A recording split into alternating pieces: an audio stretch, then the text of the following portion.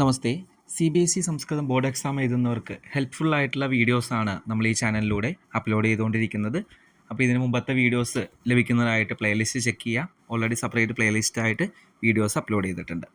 അപ്പോൾ നമ്മൾ ഈ വീഡിയോയിലൂടെ സംസ്കൃതത്തിലെ രണ്ടാമത്തെ പാർട്ടായിട്ടുള്ള റൈറ്റിംഗ് സെക്ഷൻ, രചനാത്മക കാര്യത്തിലെ അനുവാദ ട്രാൻസ്ലേഷൻ എന്ന് പറഞ്ഞ ഭാഗമാണ് നമ്മൾ ഈ വീഡിയോയിലൂടെ ഡിസ്കസ് ചെയ്യാനായിട്ട് ഉദ്ദേശിക്കുന്നത്.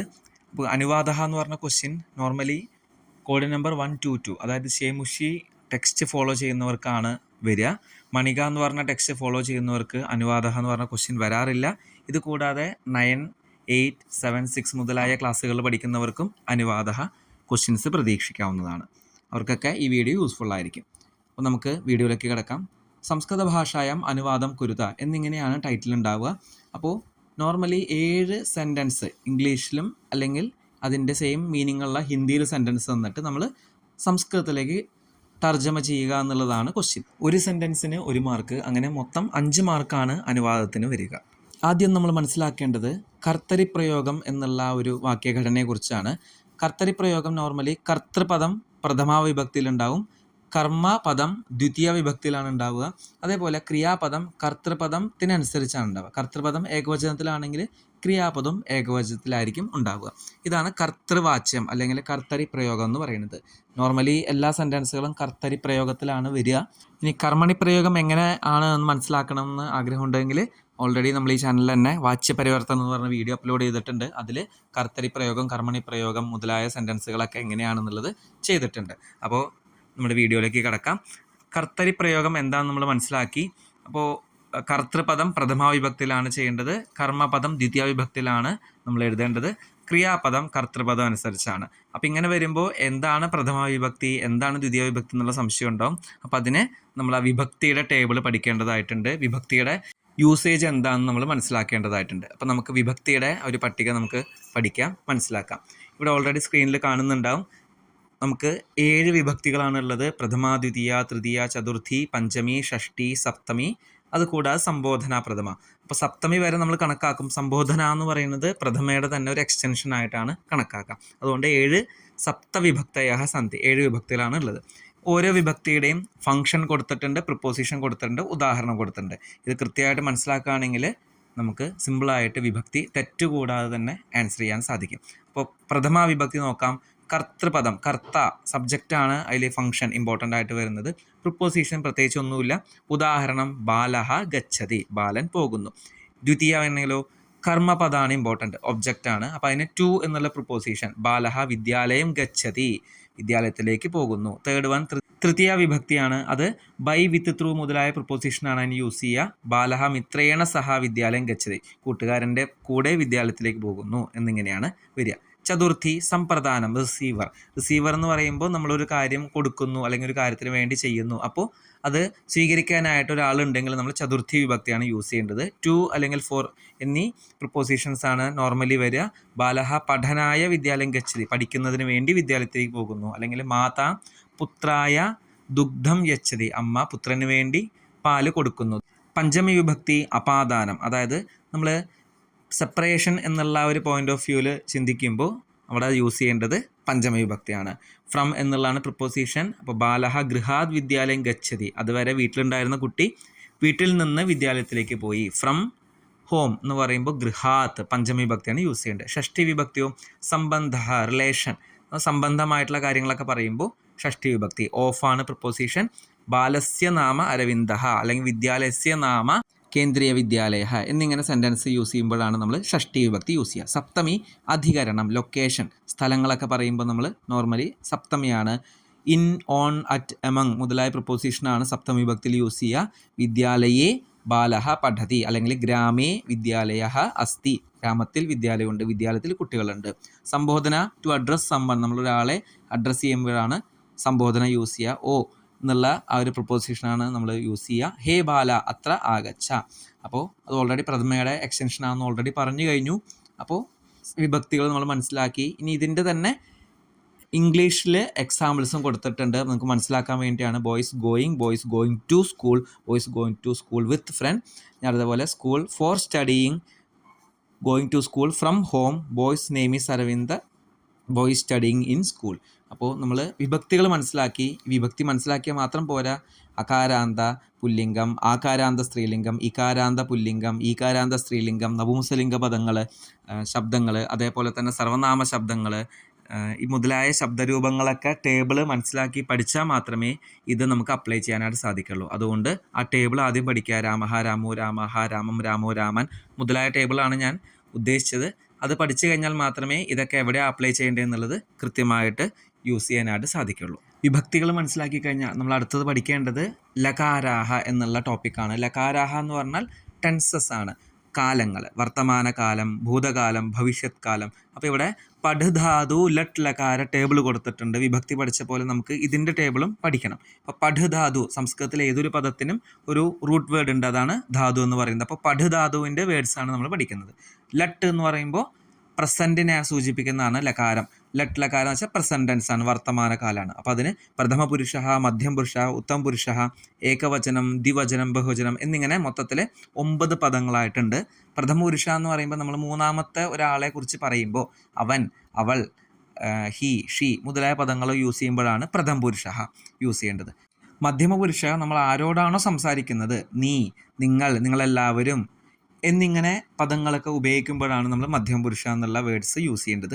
ഉത്തം പുരുഷ എന്ന് പറയുമ്പോൾ നമ്മളെ പറ്റി പറയുമ്പോഴാണ് ഉത്തം പുരുഷ. അപ്പോൾ പഠതി, പഠതഃ, പഠന്തി, പഠസി, പഠതഃ, പഠഥ, പഠാമി, പഠാവഹ, പഠാമഹ.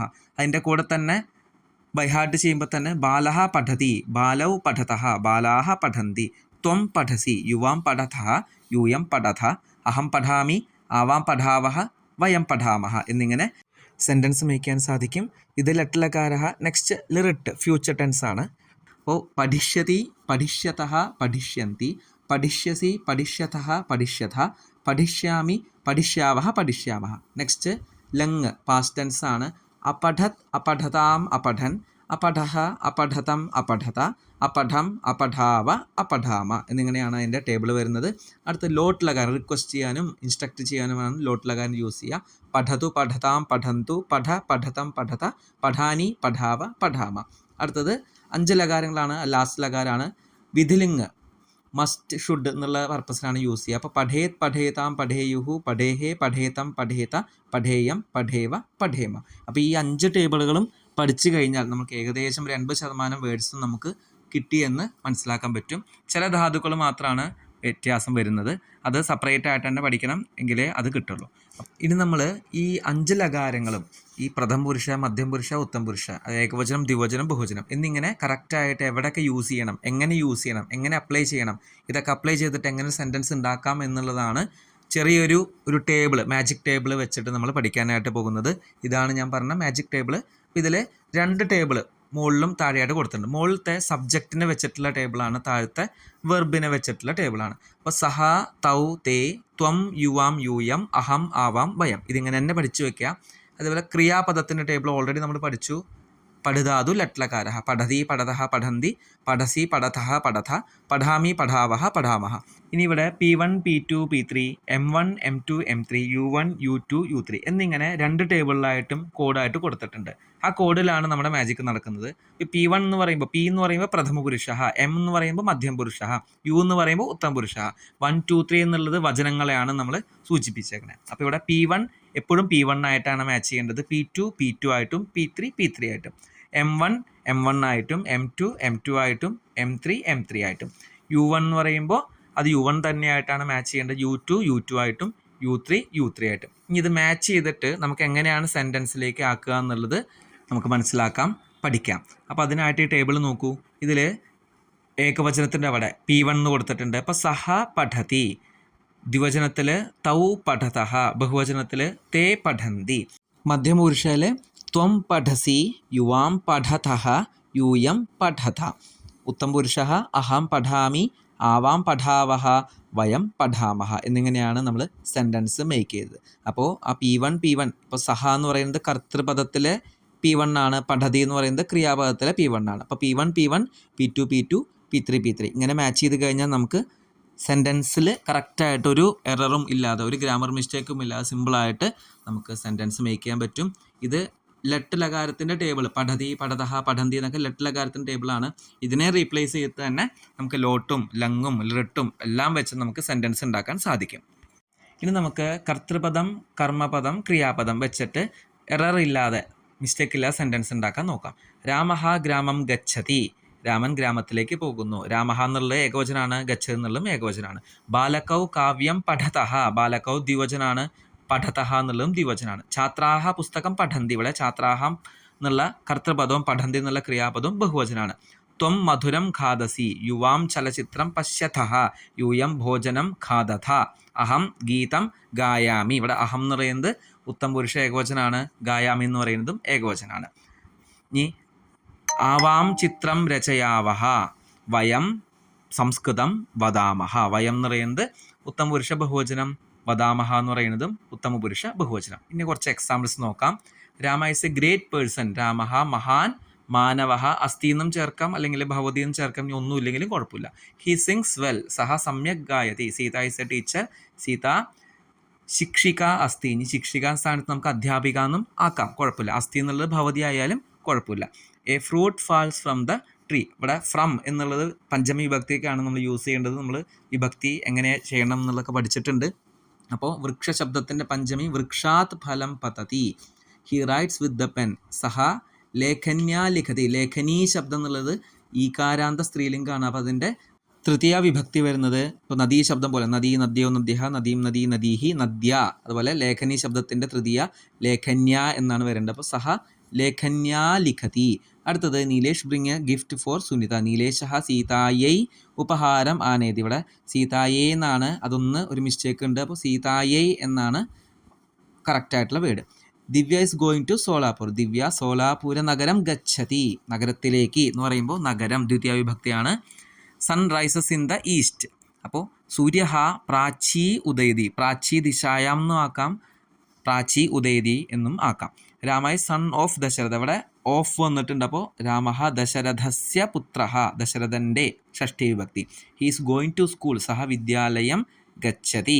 ദ്വിതീയ വിഭക്തി വന്നു. Neelima writes by pen, Neelima അങ്കന്യ ലിഖതി. നേരത്തെ പറഞ്ഞ പോലെ തന്നെ ലേഖനി എന്നുള്ളതിന് തൃതീയ, അങ്കന്യ എന്നുള്ളതിന് തൃതീയ, അങ്കന്യ. സുരേഷ് ഈസ് മൈ ഫ്രണ്ട്, സുരേഷഹ മമ വയസ്യഹ അല്ലെങ്കിൽ മിത്രഹ, മിത്രം സുഹൃത്ത് മുതലായ പദങ്ങളൊക്കെ യൂസ് ചെയ്യാൻ പറ്റും. We both go to the garden, ആവാം ഉദ്യാനം ഗച്ഛാവഹ. ആവാം എന്നുള്ളത് ഉത്തമ പുരുഷ ദ്വിവചനായതുകൊണ്ടാണ് ഗച്ഛാവഹ എന്നുള്ളത് യൂസ് ചെയ്തിരിക്കുന്നത്. ടുഡേയ്സ് വെനസ്ഡേ, അദ്യ ബുധവാസരഃ അസ്തി, ഇന്ന് ബുധനാഴ്ചയാണ്. അപ്പോൾ ഇന്ന് എന്ന് പറയുന്നത് പ്രസൻ്റ് ആണ്. ഇനിയിപ്പോൾ ഇന്നലെ എന്ന് പറയുമ്പോൾ എങ്ങനെയാണ് നമ്മൾ യൂസ് ചെയ്യുക? ഹ്യഹ ബുധവാസരഃ ആസീത്, ആയിരുന്നു.